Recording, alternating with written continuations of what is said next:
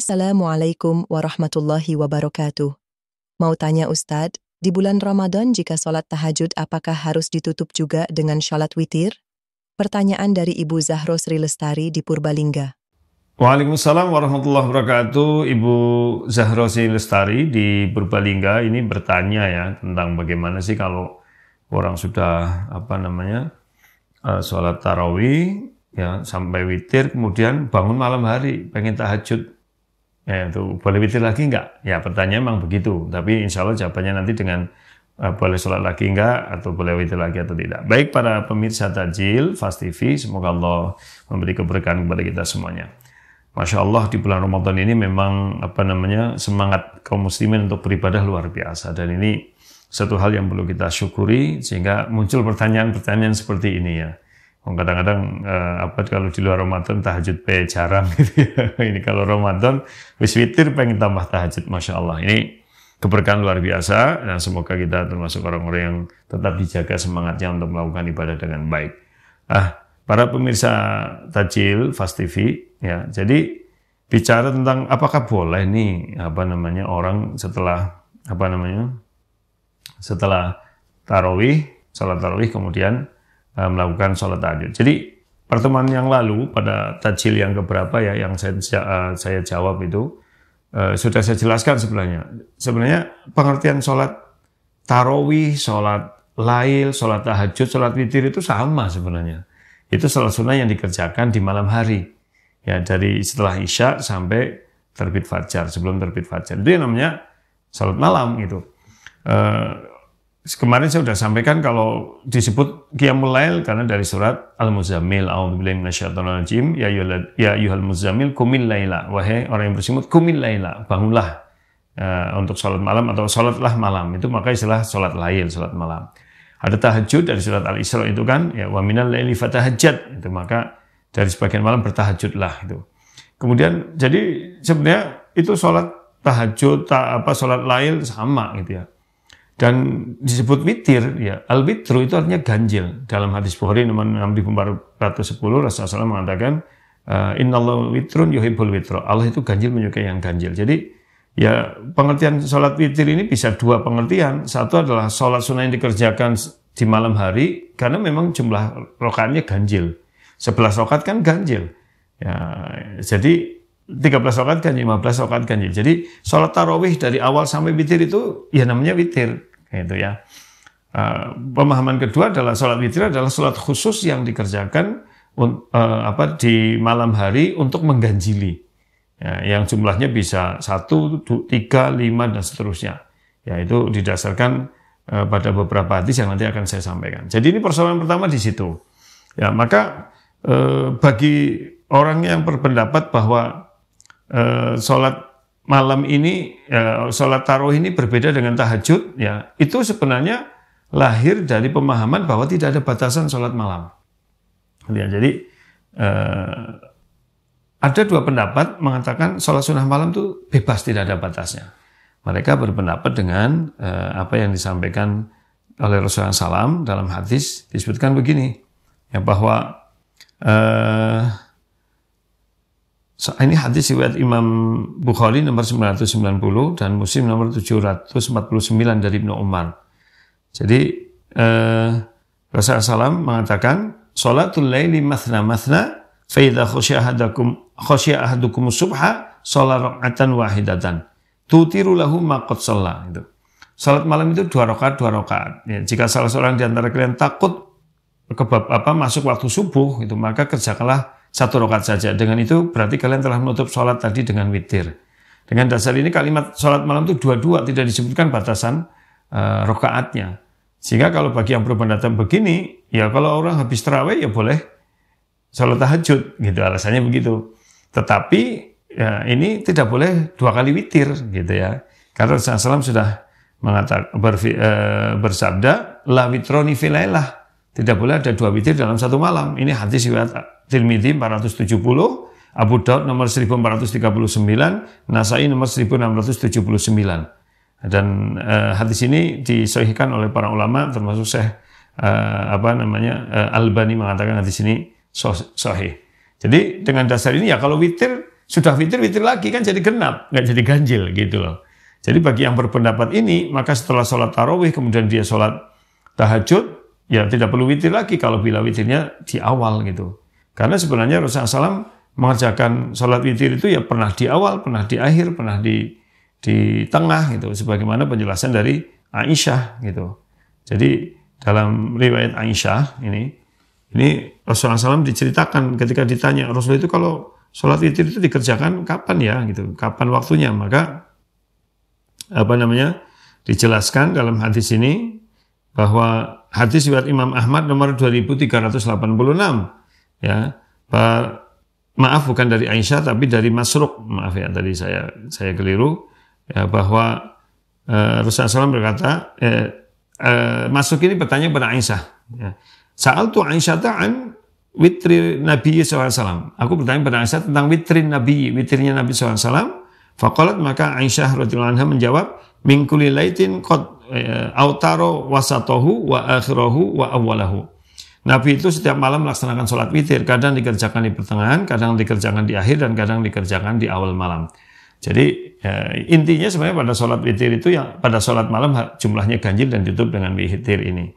Dan memang yang terbaik memang witir itu dikerjakan di akhir malam. Jadi kalau yang berpendapat bahwa jumlah sholat malam itu tidak terbatas, maka ya setelah sholat tarawih dia boleh sholat lagi tapi tidak witir. Atau ketika tarawih dia tidak witir, tetapi dia nanti setelah malam hari dia baru sambung dengan witir. Ini bagi pendapat yang mengatakan bahwa jumlah sholat rakaat tidak terbatas. Ya, tetapi sebenarnya ini ada kerugiannya gitu ya. Kerugiannya apa? Ya, dia sudah keluar dari berjamaah bersama imam sehingga dia tidak dapat pahala sholat sepanjang malam. Kalau orang tarawih bersama imam itu ya, atau sholat malam bersama imam itu kan dapat pahala sepanjang malam dinilai sholat terus. Ya, ini kita ada beberapa hadis ya, kita sudah sering mendengar. Pertama hadis Tirmidzi nomor 806. Ya, jadi dari Abu Dzar radhiyallahu anhu, Rasulullah SAW pernah bersabda, "Innahu man qama ma'al imami hatta yansarifa kutiba lahu qiyamul lailatin." Barang siapa yang sholat bersama imam sampai selesai, maka dia dianggap sholat malam suntuk gitu. Jadi kalau kita sholat tarawih bersama imam, ya sampai selesai berarti sampai witir. Itu kita nggak perlu sholat lagi, sudah dinilai pahala sepanjang malam, itu sholat terus. Ya, demikian juga dalam Musnad Imam Ahmad dari Abu Dzar juga, innar rajula idza qama ma'al imami hatta yansarifa ya husibalahu baqiyatu lailatihi ya. Sesungguhnya jika barang siapa seorang sholat bersama imam ya, sesungguhnya bila seorang sholat bersama imam hingga imam selesai, maka dia hitung mendapatkan pahala sholat di sisa malamnya. Nah, ini. Jadi kalau dari penjelasan ini ya, kalau orang yang berpendapat setelah sholat tidak ada batasan sholat malam berapapun ya, maka habis tarawih dia bisa sholat tahajud. Tetapi kerugiannya tadi, wong kita tarawih bersama imam saja sudah dinilai pahala semalam suntuk kok. Ya nambah lagi ya, mungkin karena saking taatnya kepada Allah pengen banget itu. Tapi itu memang pendapat itu diperbolehkan karena ada yang berpendapat seperti itu. Nah, tetapi saya sedikit tambahkan, persoalannya adalah sebenarnya tadi saya sampaikan, sholat tarawih kok menjadi sholat khusus ya. Sebenarnya sholat tarawih itu zaman Nabi belum ada istilah sholat tarawih. Sholat tarawih itu muncul ya, pada abad 45 Hijriah kata Ibnu Hajar al-Asqalani. Jadi zaman Nabi orang mengenalnya ya kalau Ramadan qiyam Ramadan, kalau di luar Ramadan ya tahajud atau sholat lail, dan itu maknanya sama. Ya, persamaan ini ada juga di hadis Aisyah itu yang maka Nabi SAW yazidu fi Ramadan wala fi ghairi Ramadan min ihda asyata rakaatan. Nabi di bulan Ramadan tidak pernah lebih sholatnya dari 11 rakaat. Ini mengandung makna bahwa sholat tarawih, sholat sunnah malam di Ramadan tidak Ramadan ya sama gitu. Cuma karena mungkin di Ramadan effortnya berbeda, ya pahalanya berbeda karena ada hadis yang mangqama Ramadhana iman wa ihtisaban ghufira lahu ma taqaddama min dambi. Barang siapa malam harinya itu qoma ya itu melaksanakan kebaikan-kebaikan, walaupun makna qiyam Ramadan tidak selamanya sholat. Sebagian ulama mengatakan qiyam Ramadan itu ya tidak harus sholat, baca Quran, dzikir itu, belajar itu ya qiyam Ramadan. Maksudnya di malam hari kita terbangun, terjaga ya untuk menjalankan kebaikan-kebaikan itu ya qiyam Ramadan. Tapi kalau orang mengatakan qiyam Ramadan dalam pengertian khusus ya sholat Ramadan, sholat tarawih itu, sholat malam. Jadi zaman Nabi sholat tarawih belum ada. Ya baru pada maksudnya istilah tarawih, maaf. Tarawih itu dari kata tarwihah. Tarwihah itu artinya istirahat. Karena zaman dulu kan sholatnya lama gitu. Jadi per 2 rakaat karena lama duduk istirahat dulu. 2 rakaat lagi lama duduk istirahat dulu. Begitu loh. Nggak secepat sekarang. Sekarang sih mau bantrepol sholatnya. Ya gitu. Jadi ini pendapat pertama. Pendapat kedua para pemirsa Fast TV bahwa jumlah rakaat sholat malam terbatas sesuai dengan hadis. Ya hadis yang menjadikan dasar ini adalah hadis yang terkenal lah dari Aisyah ini ya. Ini hadis ada yang dari Aisyah, ada yang dari Ummu Salamah, tapi Aisyah juga mendengar dari Ummu Salamah. Jadi ini hadis riwayat Bukhari nomor 3304 ini salah satu hadisnya ya. Jadi an Abi Salamata, maaf tadi saya bilang Ummu Salamah, maksudnya Abi Salamah. An Abi Salamata bin Abdurrahman annahu sa'ala Aisyah radhiyallahu anha. Dari Abu Salamah bin Abdurrahman, beliau bertanya kepada Aisyah radhiyallahu anha, kaifa kanat sholatu Rasulillah sallallahu alaihi wasallam fi Ramadan? Bagaimana sih sholat Nabi sallallahu alaihi wasallam di bulan Ramadan? Nah, ini lebih khusus nih. Bagaimana sholat Nabi sallallahu alaihi wasallam di bulan Ramadan? Qalat, maka Aisyah menjawab, makana yazidu fi Ramadan wala fi ghairihi ala ihda asyrata raka'atan. Tidaklah Nabi SAW sholat di bulan Ramadan atau di luar Ramadan lebih dari 11 rakaat. Yusolli 4 raka'atin. Kemudian Nabi sholat 4 rakaat. Falatas al-husnina wa utulihina. Jangan kau tanya betapa panjang dan bagusnya. Jadi Nabi sholat 4 rakaat panjang banget itu. Kan dalam riwayat kalau nggak salah Mu'adz bin Jabal pernah Nabi lagi sholat ikut. Ya, ternyata Nabi sholat pertama baca Al-Baqarah, dikira Mu'adz lah paling 100 ayat. Ternyata sampai selesai Al-Baqarah. Nah, ternyata setelah selesai Al-Baqarah Nabi loncat ke surat Al-Imran. Surat An-Nisa gitu ya. Itu yang menjadi dasar boleh loncat-loncat sholat di suratan di dalam sholat. Dikiranya juga cuma 1 ayat sampai selesai. Kemudian Al-Imran, ya, kemudian Al-Maidah gitu. Jadi ini 1 rakaat sampai ibaratnya itu Mu'adz bin Jabal sampai kelelahan gitu ya. Jadi saking lamanya sholat Nabi SAW. Ya. Summa yusolli arba'an, kemudian sholat 4 rakaat lagi. Falatas al-husnihna wa tunina. Jangan kau tanya betapa panjang dan bagusnya. Summa yusolli salhan, kemudian sholat 3 rakaat. Lah hadis ini yang menjadi dasar bahwa karena ada kalimat bahwa di Ramadan tidak pernah lebih dari 11 rakaat. Maka dengan dasar ini ya kita meneladani Rasulullah. Maka sholat malam ya hanya 11 rakaat. Lah memang hadis ini dipahami oleh pendapat yang berpendapat sholat itu malam tidak ada batasannya adalah mereka alasannya hadis itu tidak menunjukkan hanya 11 rakaat tapi lil ghalabah katanya. Jadi itu menunjukkan seringnya gitu. Jadi seringnya Nabi itu hanya mampu 11 rakaat karena tidak cukup waktunya. Nah, artinya mampunya ini mampu kaitannya dengan waktu. Karena Nabi itu sholatnya kadang hampir sampai subuh gitu.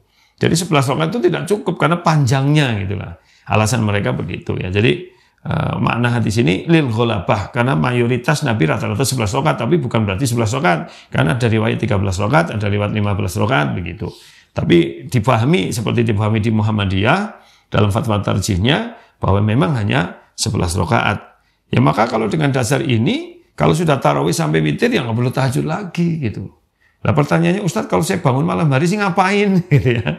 Lalu ya bisa baca Quran, bisa baca zikir gitu.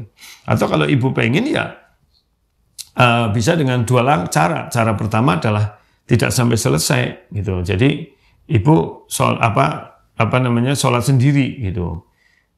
Sholat bersama imam cuma 4 rakaat, nanti pulang lanjut tarawih di rumah gitu. Tapi tidak dapat pahala semalam suntuk gitu loh. Ya gitu. Atau ibu tidak ikut sholat tarawih di masjid, sholat sendiri, yaitu dikerjakan di sepertiga malam terakhir. Karena bagaimanapun juga memang sholat malam itu yang terbaik sepertiga malam terakhir, termasuk tarawih. Cuma kan karena tarawih berjamaah bersama orang banyak, termasuk orang awam, ya kalau dikerjakan di sepertiga malam terakhir kan jadi berat gitu ya. Sehingga dikerjakan di awal gitu. Tapi kalau bicara dari sisi waktu yang afdol mana? Ya sepertiga malam terakhir. Dari sisi banyaknya pahala, ya ketika berjamaah begitu. Berarti kalau yang bagus ya, kalau ada masjid yang sholat tarawihnya di sepertiga malam terakhir. Seperti yang nanti kita akan lakukan ketika, yang sudah pernah kita lakukan ketika safari i'tikaf ya. Itu ketika kita iktikaf, kita bikin tarawih 2 kali. Pertama tarawih setelah Isya, itu yang imami nanti ada imam sendiri. Ya, kemudian nanti tarawih di sepertiga malam terakhir, itu biasanya yang imami saya. Dengan jamaah yang memang tadi habis sholat Isya nggak ikut tarawih, ya sama-sama bersama imam. Nah, itu yang afdol. Jadi kalau rumah Bu Zahro ini ada sebelahnya ada masjid yang sholat malamnya sepertiga malam terakhir, atau dimusyawarahkan dengan takmir. Ya, bagaimana ini kita yang pengen sholat tarawihnya sepertiga malam terakhir difasilitasi enggak gitu. Dan ternyata peminatnya banyak, ya bisa dilakukan seperti itu. Begitu Bu Zahro Sri Lestari, ya, jadi memang persoalannya bagi Muhammadiyah di Fatwa Tarjih terutama berpendapat dengan dasar hadis ini memang tidak ada, kalau sudah sholat tarawih, ya sholat tarawih, sholat tahajud ya sama, sholat witir ya sama. Maka ya kalau sudah sholat tarawih tidak perlu sholat tahajud lagi karena sudah mencukupi, ya. Demikian, semoga bermanfaat. Aku qouli hadza wa astaghfirullah wallahu a'lam bishawab. Assalamualaikum warahmatullahi wabarakatuh.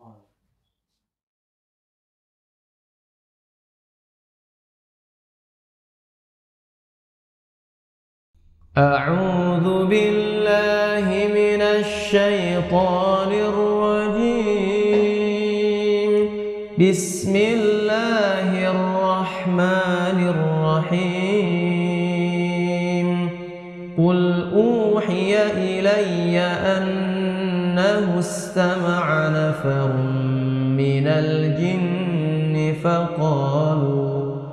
فقالوا إنا سمعنا قرآنا عجبا يهدي إلى الرشد فآمنا به ولن نشرك بربنا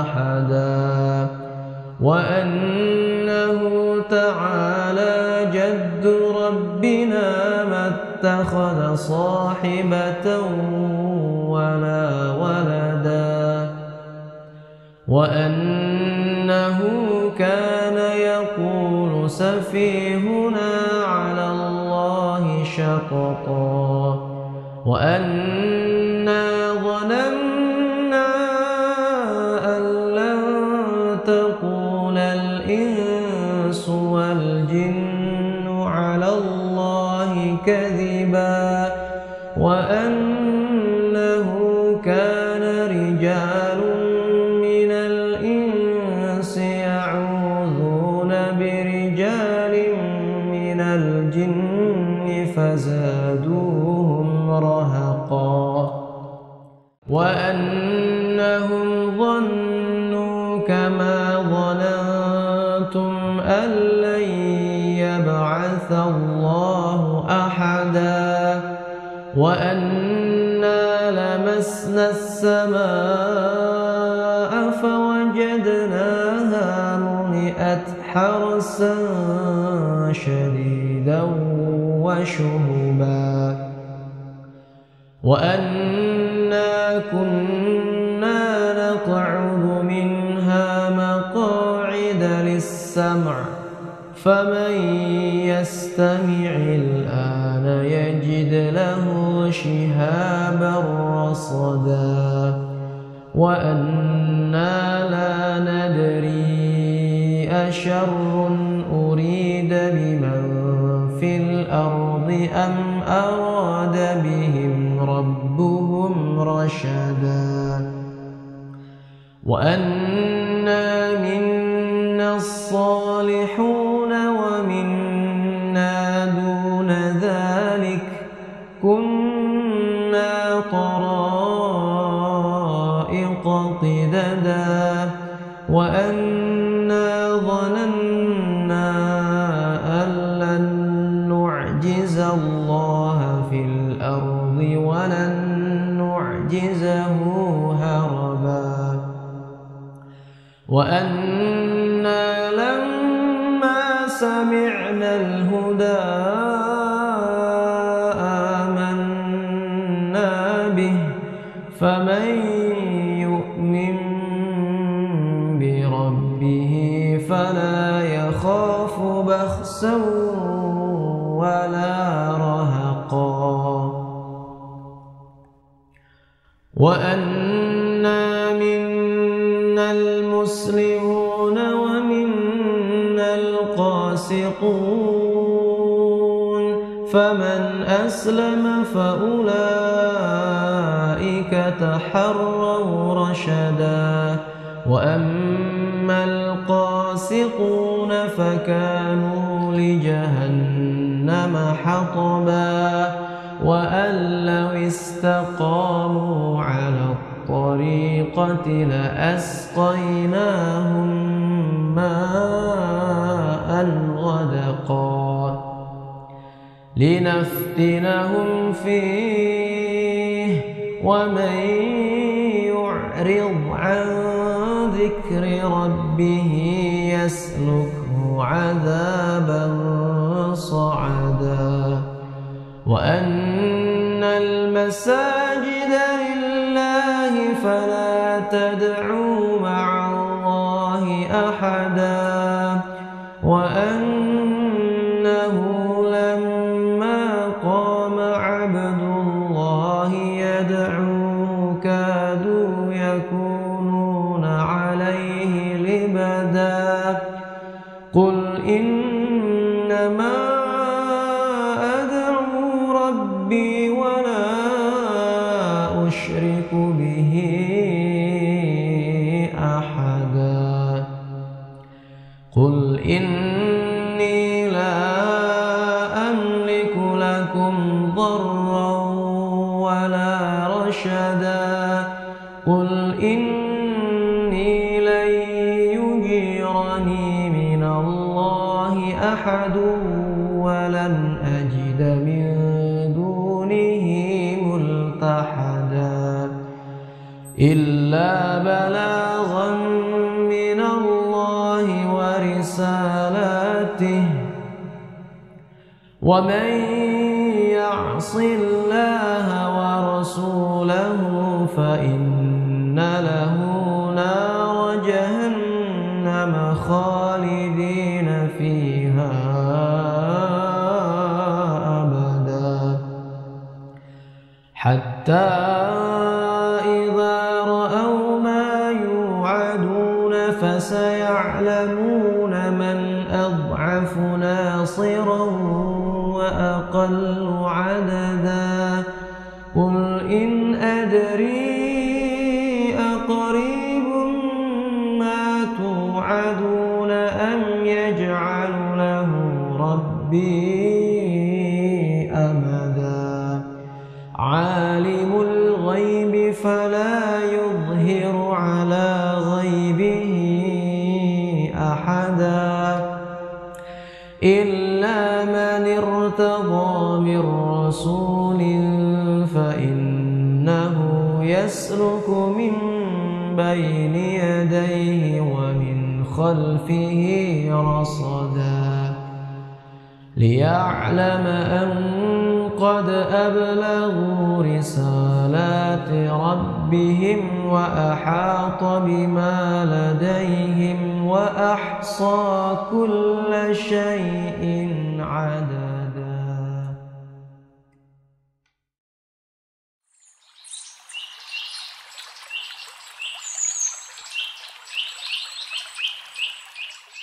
أعوذ بالله من الشيطان الرجيم. الله لا إله إلا هو الحي القيوم لا تأخذه سنة ولا نوم له ما في السماوات وما في الأرض من ذا الذي يشفع عنده إلا بإذنه يعلم ما بين أيديهم وما خلفهم ولا يحيطون بشيء من علمه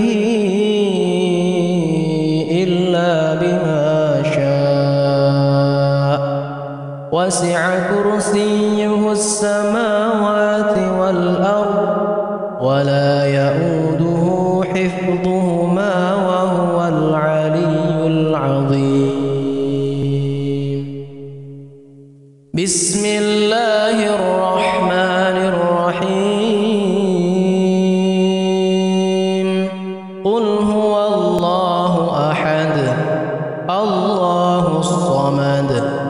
لم يلد ولم يولد ولم يكن له كفوا أحد.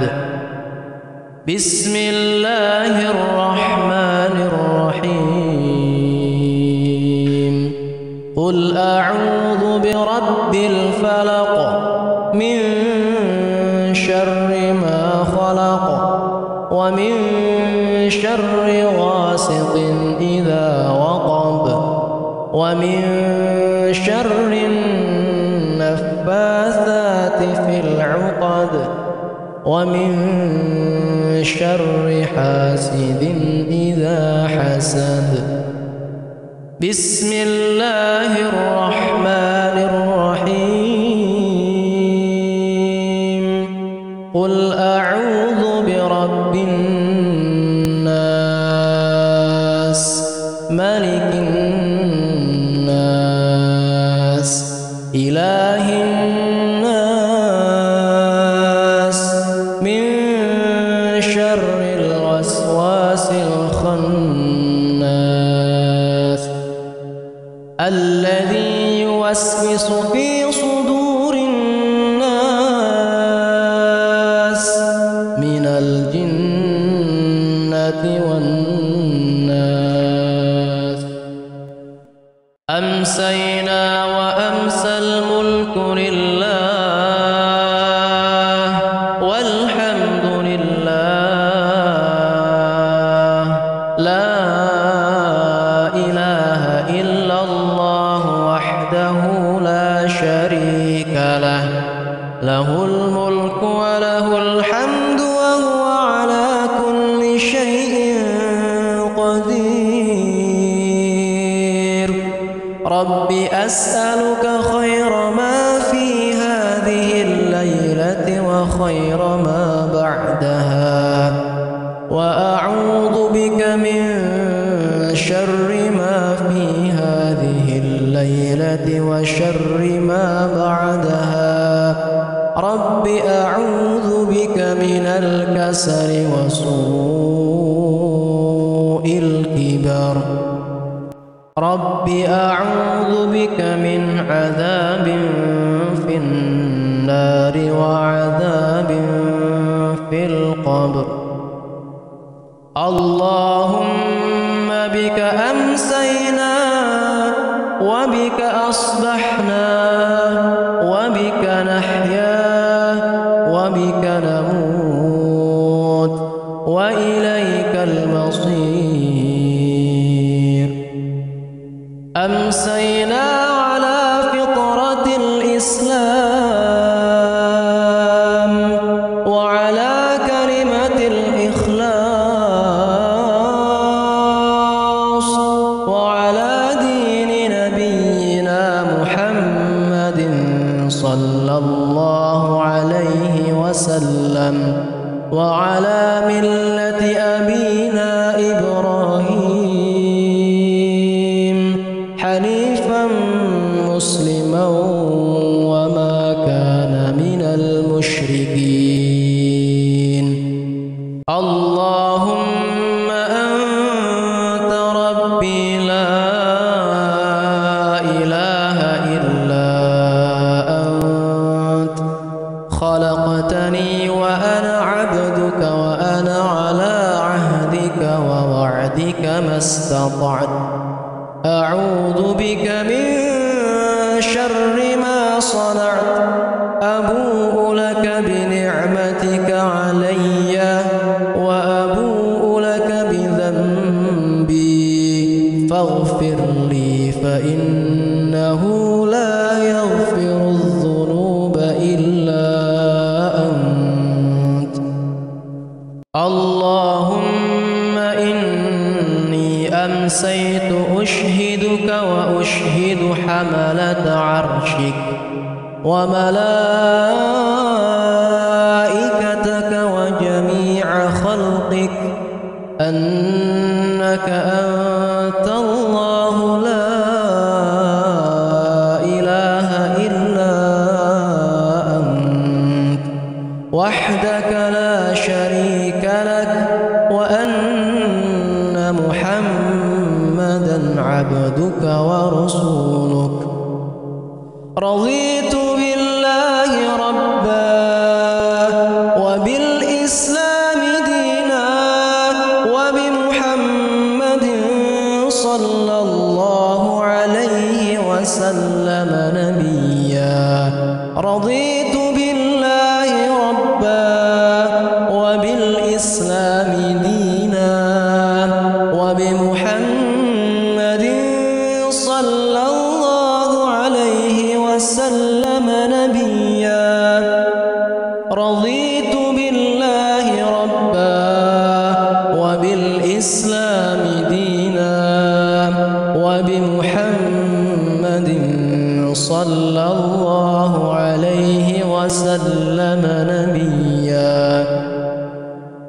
اللهم صل وسلم على نبينا محمد اللهم صل وسلم على نبينا محمد اللهم صل وسلم على نبينا محمد اللهم صل وسلم على نبينا محمد اللهم صل وسلم على نبينا محمد اللهم صل وسلم على نبينا محمد اللهم صل وسلم على نبينا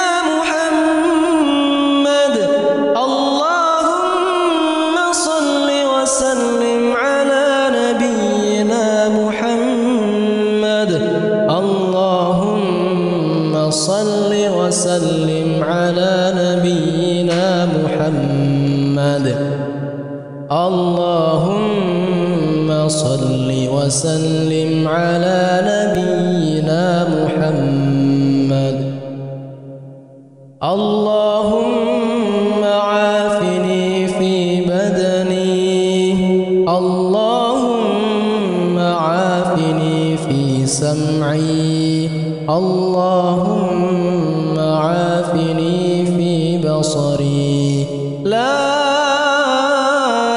إله إلا أنت اللهم إني أعوذ بك من الكفر والفقر وأعوذ بك من عذاب القبر لا إله إلا أنت بسم الله لا يضر مع اسمه شيء في الأرض ولا في السماء وهو السميع العليم بسم الله لا يضر مع اسمه شيء في الأرض ولا في السماء وهو السميع العليم بسم الله لا يضر مع اسمه شيء في الأرض ولا في السماء وهو السميع العليم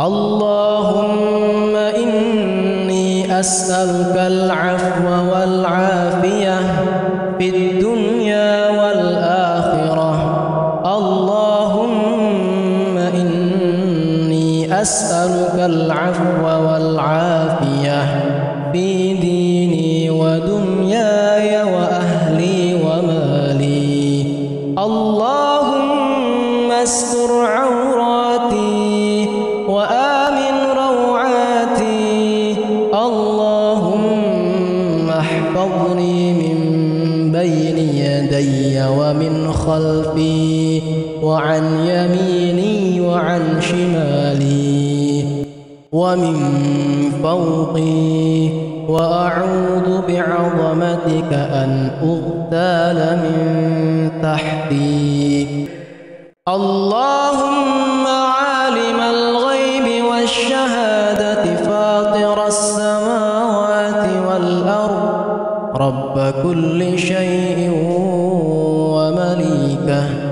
أشهد أن لا إله إلا أنت أعوذ بك من شر نفسي ومن شر الشيطان وشركه وأن أقترف على نفسي سوءا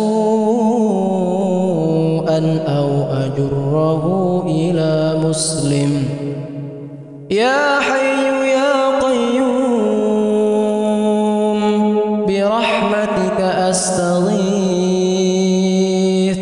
أصلح لي شأني كله ولا تكلني إلى نفسي طرفة عين. أعوذ بكلمات الله التامات من شر ما خلق. لا إله إلا الله وحده لا شريك له له الملك وله الحمد يحيي ويميت وهو على كل شيء قدير. لا إله إلا الله وحده لا شريك له له الملك وله الحمد وهو على كل شيء قدير.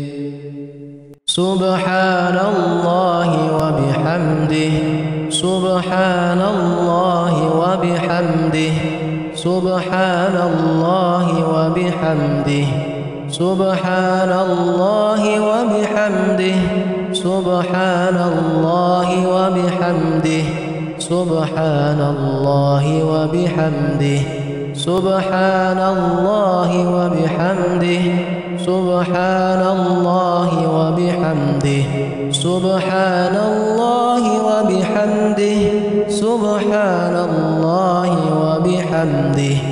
أستغفر الله وأتوب إليه أستغفر الله وأتوب إليه أستغفر الله وأتوب إليه أستغفر الله وأتوب إليه أستغفر الله وأتوب إليه أستغفر الله وأتوب إليه أستغفر الله وأتوب إليه أستغفر الله وأتوب إليه أستغفر الله وأتوب إليه أستغفر الله